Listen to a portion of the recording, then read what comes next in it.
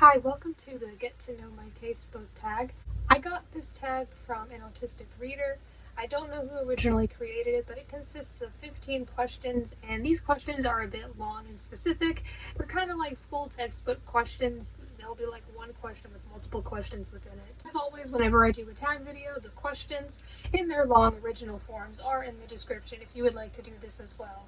Question 1. How do you rate books? Give a quick rundown of how you do star ratings, or if you don't use star ratings, how do you evaluate books? So I do use star ratings. Since I started reading again a lot last year, I would just give a star rating on Goodreads to any book that I read, and I've been doing that this year as well. I know people can have different definitions for star ratings. Some people may give a bunch of 1 stars, some people may give like everything 5 stars. I've heard some people say that as long as a book makes them laugh, cry, or whatever, they had no problems with it, they'll give it 5 stars.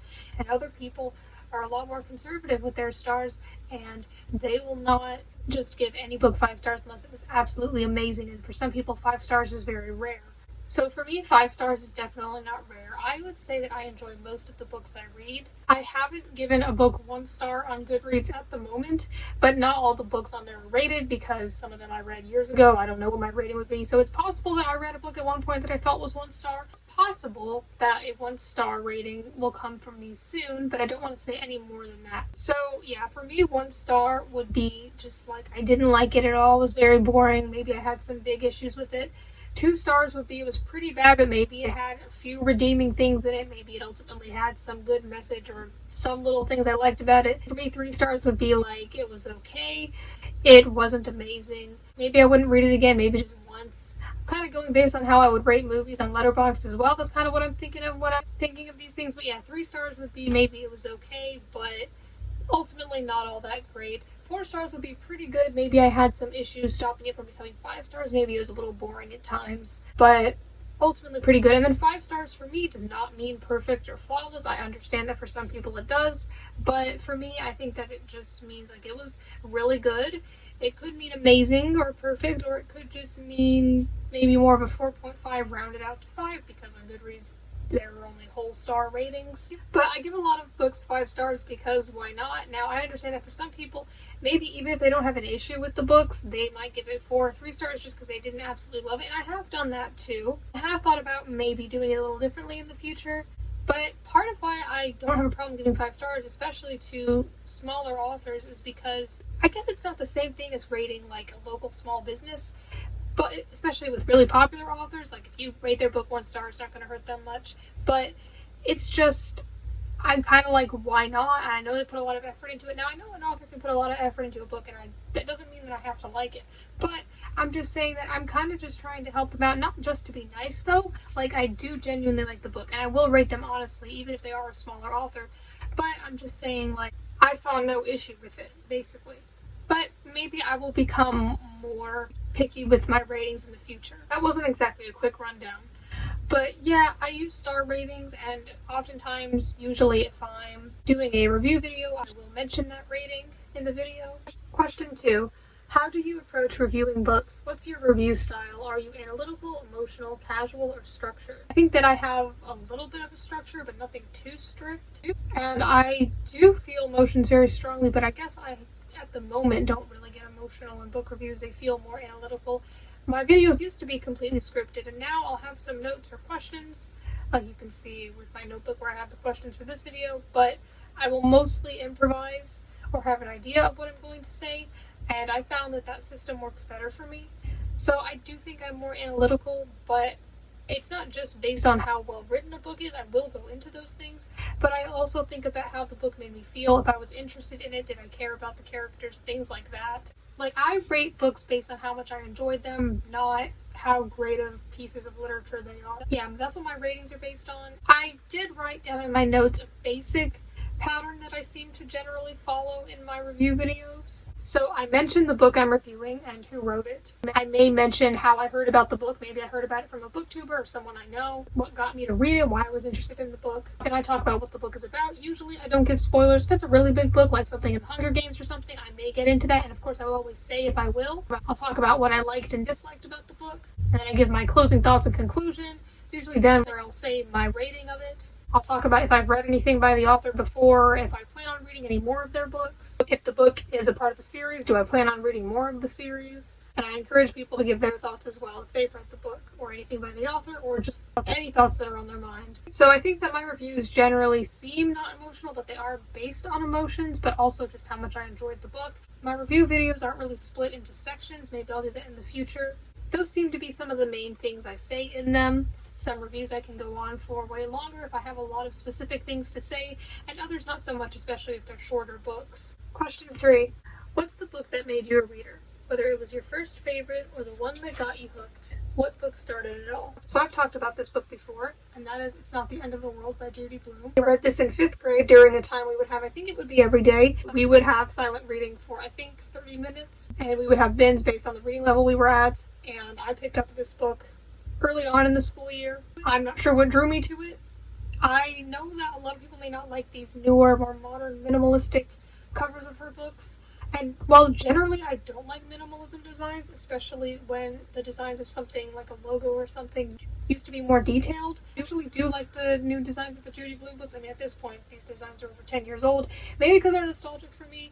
I just like the colors and I like the way they look, so I think sometimes the minimalist designs can be good. Let me know what your thoughts are on minimalism. I know some people really don't like it, and yeah, I think if it's like a logo, that's different. Book covers change though, especially when they're books like these that are, at this point, over 50 years old, so it makes sense.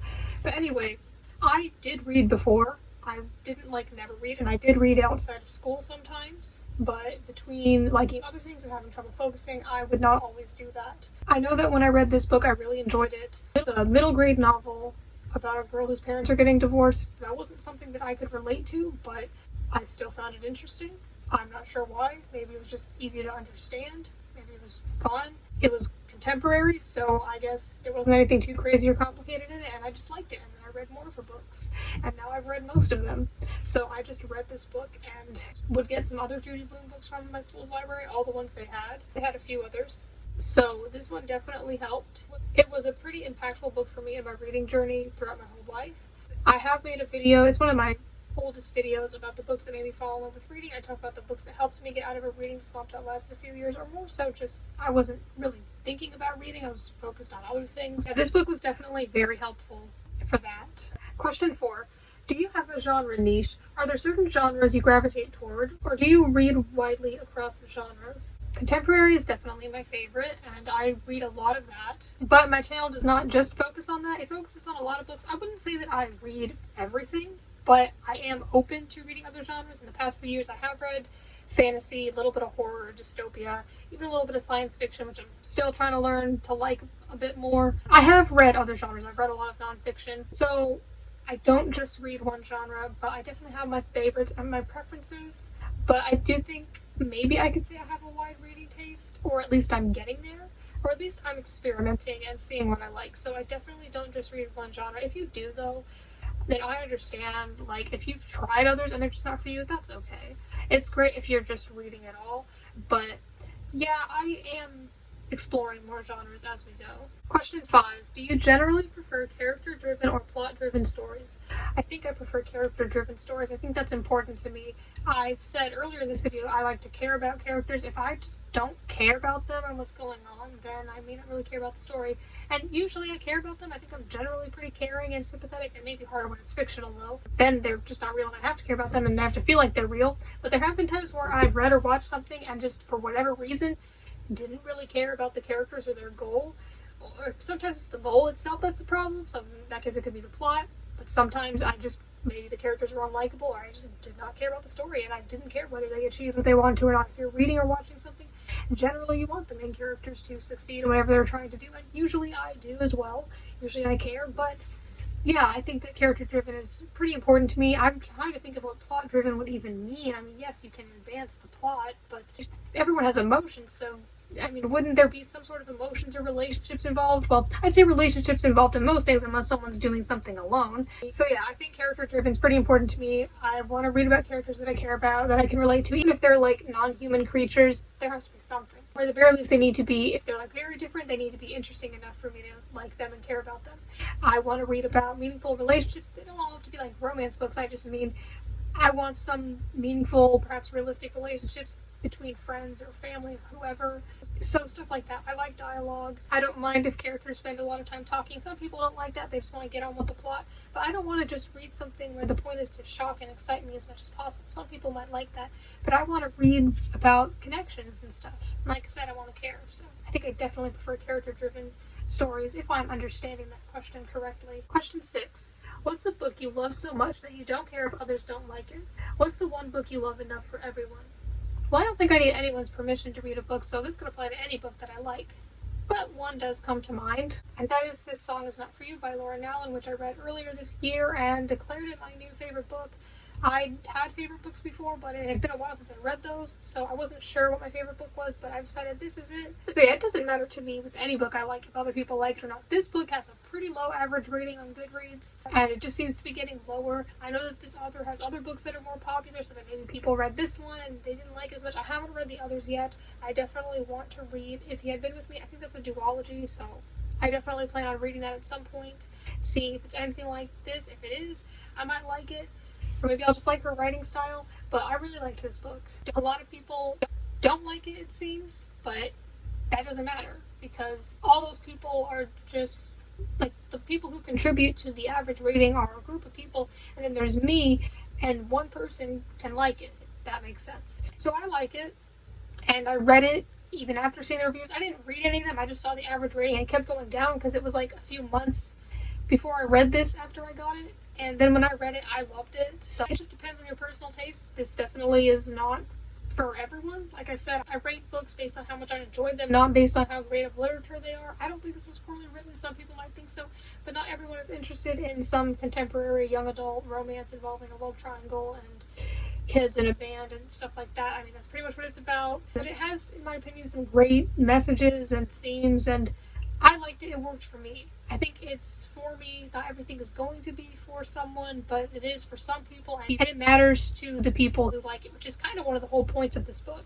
I liked it, and the reviews don't change my mind on that. I guess I can see how some people, especially older adults, may not like this book because it is young adult, but that's the thing. It's young adult. If you feel like it's childish or immature, that's because the characters are teenagers. If you're way into adulthood, then yeah, you might not find it very interesting or relatable, but I'm pretty early into it. So for me, being like in, I think it was their last year of high school is what these characters are in, that's not far away from me at all. That was 3 years ago for me.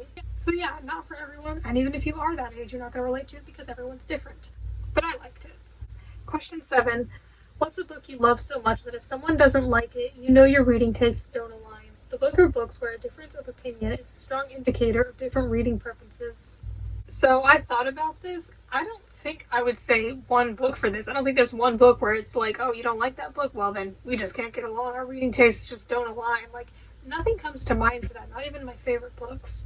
But I do think that if somebody doesn't like contemporary at all, then that would mean that our reading tastes are definitely different. But even then, I wouldn't say that they don't align at all, because if they read, for example, more fantasy or another genre, then I might like that a little bit. Not as much, our reading tastes wouldn't really be identical, but I would still possibly be able to connect with that person. But yeah, if they don't like contemporary, then I could still talk to them about books, of course, but it may be a little different if they just don't read that at all and don't like it at all, because I do like that a lot. But I do like other genres as well. I like fantasy from the little bit of it that I've read, but I haven't read much of it. Maybe in a few years I will love fantasy. Fantasy is just different because contemporary is contemporary, and then fantasy can be so many different things. I might like one fantastical world, but not another. So the way this question is worded, I don't have an issue with, but just saying your reading tastes don't align, like, it sounds a bit, like, serious. But for me, I don't mind if it's a little different. But yeah, I don't have a specific book, but more of a genre. So if someone isn't into contemporary, then yeah, our reading tastes are a bit different at the moment. Question 8. What's in your track pocket? What books, tropes, or themes that you know are bad but you love them anyways? I don't know if this was spelled wrong. I don't know if track, T-R-A-C-H, is a word. I'm thinking maybe the person meant to put trash pocket, but I don't know. Either way, I understand the question. Thankfully, they elaborated, and these questions are long. As for a book, trope, or theme that you know is bad, but I love anyway, I don't think anything immediately comes to mind. I don't think I like anything that's just straight up unhealthy. Like, some people are into those kinds of books, like the dark romance and stuff. I don't think I'm into that. Well, I said that this song is not for you involves a love triangle. I know some people don't like that trope. I think it can be interesting, and I think it can be realistic. I think it's completely understandable to have feelings for two people, especially while you're young and not even in a committed relationship, and to try to figure things out. That makes sense, especially when this book is about seniors in high school trying to figure out their lives. That makes sense to me. Of course, I understand if someone is an adult and they've been in a relationship for a long time and that just doesn't apply to them. But I just don't really, and like I've talked about this before, I don't really think any of it is bad. Like, some people think that Twilight is bad. They'll be like, oh, it's so bad, but I love it anyway. I do have some complaints about Twilight. There are some things about it that I dislike, but ultimately I like it. So I guess we could also say the Twilight Saga for this answer. So I do have some issues with it, but ultimately I don't think it's a bad series. I think that it has a lot of world building, which, of course, just having a lot of world building doesn't mean it's good, but I think that a lot of thought was put into it. Of course, like I said, a lot of thought and effort can be put into a book, and that doesn't mean it's good or that you have to like it. But I think that Twilight does have some interesting things in it, and overall I liked a lot of the settings and some of the themes and ideas, and overall I just thought it was an entertaining, interesting story. So I like it, but again, that's definitely not something that is for everyone. Question 9. Do you have any deal breakers in books? Something that, if present, immediately turns you off from a book. There was nothing that came to mind instantly. I don't think there are any topics or tropes or anything where I'm like, if that's in there, I don't want anything to do with it.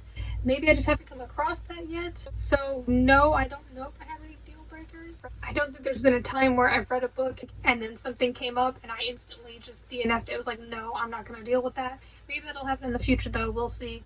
But let me know if there's anything like that for you, and you can let me know your answers to any of these questions. You want to answer all of them in the comments or make your own video, you can do that. Question 10. What's a strong opinion you have about a book released within the last year, whether it's overrated, underrated, or just a take you need to share? I thought about this, but I'm not sure if I can think of anything. I thought about Sunrise on the Reaping. I was like, well, that's a new release. Do I have any strong opinions about this? I don't think so. I tried to think about it, but nothing comes to mind. I always try to have an answer for these questions, but sometimes I may just not have one. I don't want to force one. I don't really want to say anything about any books that I haven't read because I haven't read them, and therefore I don't think I can give them a fair opinion. So yeah, unfortunately, I don't think I have an answer to this. Let me know if you do. I also haven't read a whole lot of new releases. I've read a few books so far that have come out this year, and I plan on reading some more. But I'm not like one of those people who's read like 50, 20, 25 releases already, so maybe that's it. Maybe I just haven't read a lot of books in the past year, but I thought about some books really within the past year, like, late 2024 as well, but yeah, nothing really comes to mind. Don't think I have any strong opinions. I don't know if I have a lot of unpopular opinions when it comes to books. Maybe some, but as for books released in the past year, I don't know. Question 11. What do you look for in writing? What makes a book stand out to you? Is it prose style, themes, voice, structure, or something else? So going into a book, I don't think there's anything where I'm like, I want to see this in there. But I think that I do like having some kind of good message or lesson. I don't think books always need to have that. Sometimes they can just be entertaining, but I do like it when it has that, or some kind of idea that it expresses about life or friendship or relationships or whatever. Like I said, I like having characters that I care about. I like it when they're relatable in some way. I like seeing good relationships, or at least just something accurate and realistic. I like it when the plot is interesting. It doesn't have to be anything crazy or original, because like I said, I read a lot of contemporary, and a lot of times those will be, at least to maybe people who read a lot of like fantasy and science fiction, the plots might seem really basic or bland, but yeah, for me, it doesn't have to have a lot of drama, but it needs to have something, I guess. I don't know. I am trying to answer all these questions, though. I guess I just, like I said, want to like the characters. I want to root for them. I want to care about what they're doing. I want to understand what's going on. And, if you can throw in some nice messages or at least ideas I can ponder about, then that's nice, too. Question 12. How do you decide what to read next? Do you plan ahead, mood read, or follow external factors such as hype, recommendations, advanced reader copies? So at the moment, I haven't read an advanced reader copy. I don't actively search for those, but maybe someday I'll do that. I definitely don't ever read books based on hype, unless it's like a new release that I'm hearing about and it genuinely sounds interesting to me. Then the fact that it's new could make me want to read it more. but generally I don't read a book just to see what the hype is about unless it really sounds interesting to me. So I do have a reading queue document in Google Docs, which is an idea of some of the books I want to read next, but it's not strict. If I ever want to switch it around, which it does often get moved around based on multiple factors, then it absolutely can be. I don't have like a certain set amount of books where I'm like, okay, I'm going to read these in June. Here's my June TBR. Like, it doesn't work that way. And I'm not strict about how long it takes me to read a book. Sometimes I'll have goals, maybe I want to finish it by the end of the month or something, but generally it just takes as long as it takes. So I guess it's a mood read, or just, just whatever books I have that I think are most interesting to me, most relevant in my life at the moment. So I do have some books on that list. A lot of them, they may be books I got recently and I'm excited to read, or new releases, but a lot of times they're not. Just whatever books I want to read, whatever I'm most interested in. If it's from a particular author that I'm really interested in at the moment, or about a particular topic that I'm really into at the time. So yeah, it's not really based on choice, like a picker wheel or anything, though I may do that someday if I just can't decide what to read, but I don't really have trouble with it. There are definitely so many books right now that I really want to read. I just don't want to read too many books at once, and I don't always read super fast. It can take me weeks to finish a book, so I just don't want to rush into it. The time will come, though. There's some books I'm very excited to get to reading after months. So yeah, I would say that I plan ahead. I definitely have an idea in mind of the books I want to read next, but that plan can definitely change, and there's no issue with that. There's nothing strict. I'm not doing any sort of book club or any sort of read along with anything, so I'm able to be pretty free and flexible with it. Question 13. Where do you get inspiration for your booktube content? What sparks your video ideas? Other creators, trends, personal reading experiences? I think that watching other booktubers can be a great way to get inspiration for your own content, and I do watch some other booktubers, and with tag videos, for example, it's pretty easy and straightforward. I just see someone else doing a tag. If I feel like the questions are questions that I could answer that are relevant to me, then I will copy them down and do it as well. And I see the way that other booktubers do their videos, even if, for example, like I already do reviews of individual books, but even though I already have that idea, I can still see the way that other people do it and see if I want to do anything different about mine. I think if you're doing YouTube, it's great to watch other people's videos and see how they do things, and then you can possibly apply that to your own videos. I think some videos just come to mind, but I think a lot of them are based on other people's videos, like reviews, hauls, things like that. I didn't come up with those ideas. Those have been around for a while, but I see them and I'm like, yeah, I can do that too. I think I generally don't follow trends unless, like I said, with really hyped books, unless I genuinely find it interesting as well. I don't make videos based on whatever's going to get the most amount of views, just whatever I want to do, and I try to be myself with it. But even though I'm not trying to be as popular as possible, if you have somehow found my channel and you enjoy it, then thank you for being here. Especially during my first year, which is probably the hardest time to grow on it when I'm still starting out. Question 14. If you could make any book go viral right now, what would it be? A book you think deserves more attention and why? For this, I thought ahead when I was looking at the questions, and I chose Flesh Eater by Travis M. Riddle, the first book in the Houndstooth trilogy. You can see the other two books here. They're kind of big, but I didn't really feel intimidated by them because I enjoyed the series so much. I've done reviews on each of the individual books, so if you want to learn more about them there, you can. But I chose this book because this is from a small self-published author, so not a lot of people have read these books, but I really enjoyed them and I thought they were really good. I think some people are put off by self-published authors because they may assume the books aren't very great quality, and yeah, I'm sure some of them are that way, but I think these are pretty good and professional. I mean, the cover itself is pretty professional, and that's just the cover, not the writing, but I think it's pretty good looking. It looks pretty promising in my opinion. I would love to see more people read this author in general, but especially this series. I think that if a lot of people read this, not everyone would like it, just like with any book, but I think a lot of people would like it because this book is very unique.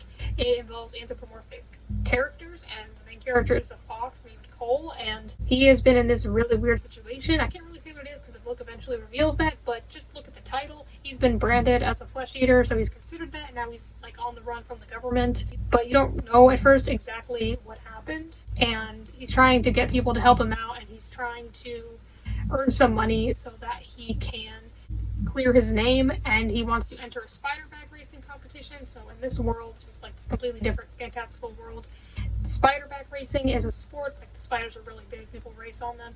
So yeah, that sounds pretty crazy and unique in my opinion, and I think the rest of the series is really good too. It really expands upon it and eventually adds some other perspectives, and I thought the characters were great. They had great, meaningful, actual deep relationships and connections, and I think the series is funny, and I think that it was just really interesting and entertaining. Like I said, the books are kind of big, but I did not feel like they took forever while I was reading them. I think this is definitely one of my favorite series. I think a lot of people should at least read the first book. Now, with these being self-published books, they are only available on Amazon. I know there are ebooks as well. I don't know if these books of his have audiobooks. I know some of his books do. But yeah, it's a little different than trying to see if you can get them through the library or on Libby. It wouldn't be the easiest books to get, but I do think more people should read these books, and I wish they would.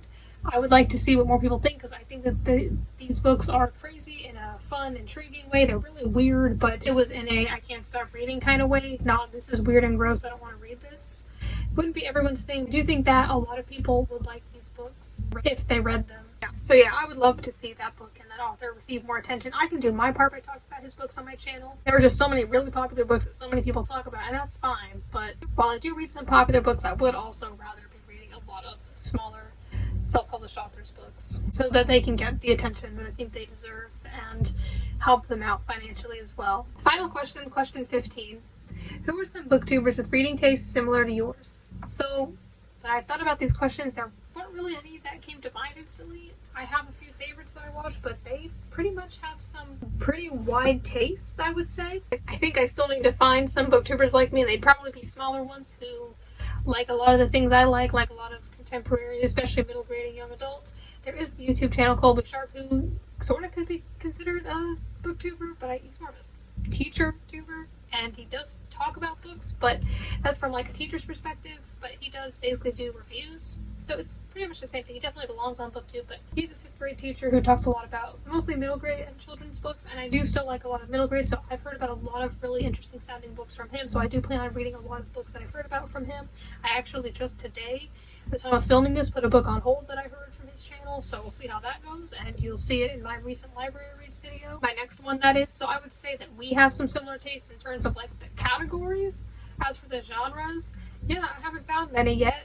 But I think that my tastes aren't necessarily just contemporary, because I do like other kinds of books. So I guess the booktubers I watch, but there aren't any where I'm like, yes, we have the exact same tastes, or their tastes are very similar to mine. None that I've seen yet. If you know of any, let me know. I'm always open to exploring and discovering new booktubers. I guess I don't do it as often as I'd like. I definitely follow a lot of smaller ones, like ones with less than 1,000 subscribers, but I definitely want to discover more. Some days I watch a lot of booktube videos, and other days I don't watch as many, or any at all. I think recently for a while I've been watching at least one a day, but not always, I don't have to. So that was the Get to Know My Taste book tag. Hopefully you got to know my taste, I guess. Although if you've been watching my channel, you probably already knew some of my taste. Hope you enjoyed. You can let me know your answers to these questions, and thank you for watching.